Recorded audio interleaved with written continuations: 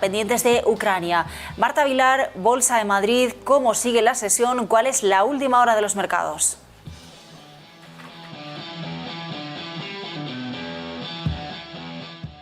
Bueno, pues como dice Raquel, en Europa siguen cotizándose subidas, a excepción de un índice que sí que se ha dado la vuelta, es el caso del DAX alemán. Está cotizando, no llega con a caídas de 0,2%, pero sí se aproxima, es el único índice europeo de los principales que está cotizando en negativo, pero la fotografía es completamente distinta al otro lado del charco. Wall Street sí que cotiza ya con caídas, se ha dado la vuelta. Por ejemplo, el Dow Jones está ahora mismo retrocediendo un 0,8% aproximadamente, el S&P 500 se queda con una caída del 0,4%, el Nasdaq un 0,5%, es decir, medio punto porcentual de retroceso, y el Russell 2000, por ejemplo, un 0,36%. ¿Qué es lo que hemos conocido en la última hora respecto al conflicto, por ejemplo, entre Rusia y Ucrania? Lo que hemos conocido, por ejemplo, es que Joe Biden, el presidente americano, va a hablar a nuestras 8 de la tarde hora peninsular, va a actualizar esa situación entre Rusia y Ucrania, después también de que varios senadores hayan pedido al presidente de Estados Unidos que sea más duro con las sanciones que impone a Rusia. Una situación que ha sido muy parecida, por ejemplo, también en la que hemos vivido en Reino Unido, después de que hoy Boris Johnson haya anunciado ya algunas sanciones que, insiste, son de primera fase, que se pondrían peor, es decir, serían más graves en el caso de que Rusia avanzara en esa hipotética invasión a Ucrania. Bueno, por parte del Parlamento, algunos diputados allí del Reino Unido han insistido a Boris Johnson también en que debería de imponer unas sanciones más elevadas, más duras, más severas frente a Rusia, perdón. Por cierto, también hay que decir que en Reino Unido ha dicho en las últimas horas, también en el último ratito, que va a sancionar a los miembros del Parlamento ruso que han votado para reconocer la independencia de estas dos regiones del este de Ucrania, de Donetsk y Luhansk, y que también va a crear una legislación para garantizar que ningún individuo o empresa británica pueda hacer negocios con estas dos regiones. Mientras tanto, nosotros seguimos muy pendientes de esa rueda de prensa que está programada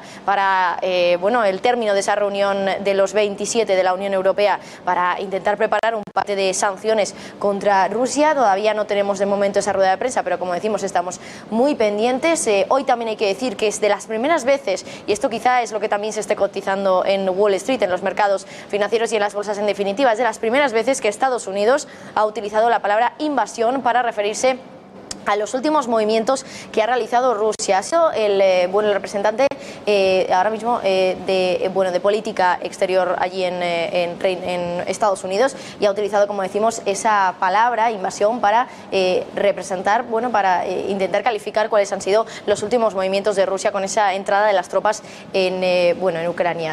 También hay que decir que hoy, por lo que estamos viendo, no vemos demasiado movimiento, demasiada volatilidad a estas horas, por lo menos en el mercado, después de todas las noticias que hemos conocido de las sanciones que está imponiendo Occidente a Rusia, de las tropas que también están entrando en Ucrania por parte de Rusia. De momento es cierto que al principio de la sesión en Europa veíamos caídas abultadas, pero parece que luego se ha suavizado. Misma situación en Wall Street, a pesar de que ahora esté cotizando en terreno negativo, las caídas son muy ligeras. ¿Por qué tenemos esto?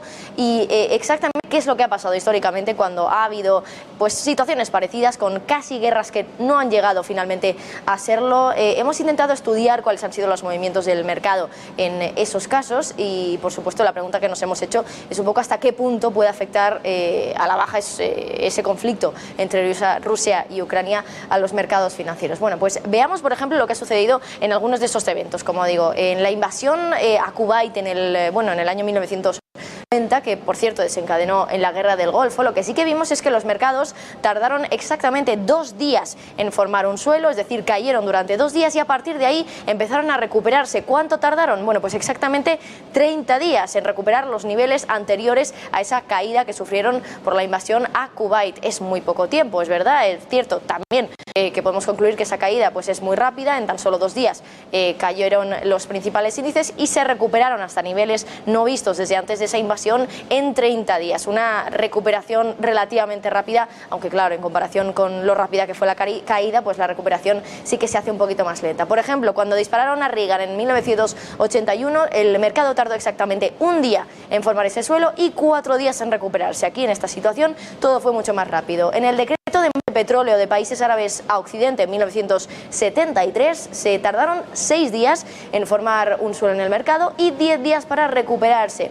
Si nos acercamos un poquito más al presente, en el 11S, en 2001, Wall Street, hay que recordar que cerró hasta el día 17 de septiembre, es el cierre más largo que se ha decretado en Wall Street desde 1933, y cuando los mercados volvieron a abrir después de tantos días, cayeron con mucha fuerza, pero hay que decir también que en un mes esos tres índices recuperaron los niveles de precios anteriores al 11 de septiembre, en tan solo un mes. También, si por ejemplo nos acordamos de la crisis de misiles de Cuba, durante 13 días esa crisis pues tuvo al mercado en vilo, al mundo entero en vilo, y finalmente el Dow Jones perdió solo un 1,2% durante estos 3 días y ganó más de un 10% en el acumulado de ese año. Por lo tanto, vemos como de momento, en ese caso, en el caso de la crisis de misiles de Cuba, pues no tuvo demasiado efecto en las bolsas.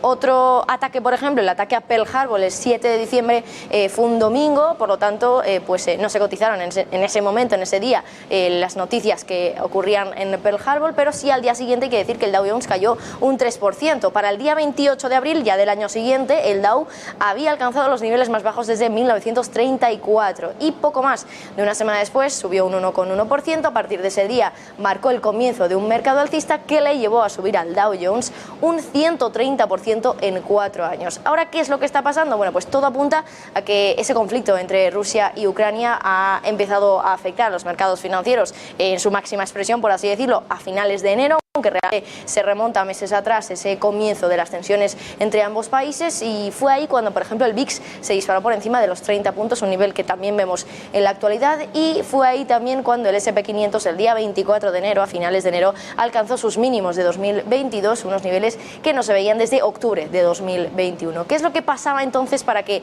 hubiera esas caídas y esa subida de volatilidad a finales de enero? Bueno, pues lo que teníamos, por ejemplo, era que Reino Unido nos advertía de que Rusia había concentrado suficientes tropas en Ucrania para crear una guerra relámpago, nos decía Boris Johnson. También la OTAN nos decía que sus miembros estaban poniendo fuerzas militares a la espera de un posible ataque, y ahí era cuando empezaba a hablarse de esa posible invasión. Era lo que nos transmitían los grandes representantes, los grandes líderes mundiales a nosotros y bueno, también a los mercados financieros, por supuesto. De momento, hasta ahora la situación ha sido un poco tira y afloja, mensajes de una parte y de la otra también contradictorios. El mercado a veces no sabe muy bien a quién creerse, y si miramos el gráfico del S&P 500 en las últimas semanas, en los últimos meses, es cierto que sí que vemos que ese día 24 de enero el S&P 500 sufría una fuerte caída, pero después se ha ido recuperando hasta niveles de, podríamos decir, de hace semanas, pero luego después se ha vuelto a caer hasta esos niveles, y ahora mismo se sitúa más o menos en esos niveles del 24 de enero. Claro, si nos fijamos en el acumulado del año, sí que es cierto que el S&P 500 lleva una caída de en torno al 10%. Lo que no sabemos es qué porcentaje de esa caída realmente se debe a esos miedos que hay por la inflación, teniendo en cuenta pues que conocimos datos de IPC de Estados Unidos superiores al 7% también durante las últimas semanas, donde la Reserva Federal nos ha dicho que es más que probable que suba los tipos de interés en el mes de marzo. Por lo tanto, lo que vemos es que de momento algunos de estos ataques que estamos viendo en la historia, que no se han materializado finalmente en guerras, pero prácticamente sí había miedo de que lo hicieran, han afectado al mercado, pero lo han hecho de una manera muy rápida y muy efímera. También parece que es lo que estamos viendo ahora mismo con el conflicto en Rusia y Ucrania.